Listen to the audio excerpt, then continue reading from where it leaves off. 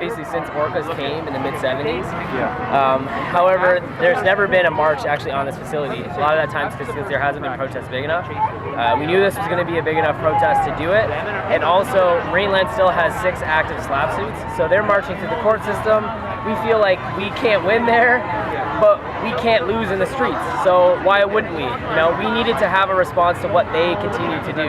And also the city is engaged in 2 land leases.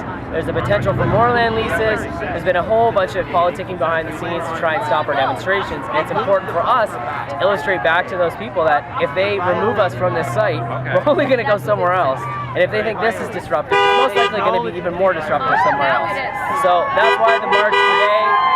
I think it went brilliant. We loved the route we had. There was tons of energy. I am so excited to go home, sleep, and then look at all the photos and videos of what happened. Yeah. As MarineLand Animal Defense, what do they want to do with the animals?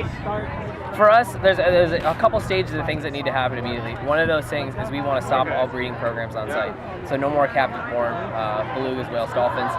Their captive breeding program is terrible to begin with, so just end it. What happened to the belugas that were bred here? You look at, they've had about 40 wild-caught belugas imported here. Their population stays stable there, so most of the belugas who are born in here die. Of 11 that I think of the last since 2006, 4 of those are dead. So most of those are very young, you know, most likely won't live into old age. Belugas can get up to like 30, 40 years old. That's one point. Another point, we want to stop all import of wild-caught animals.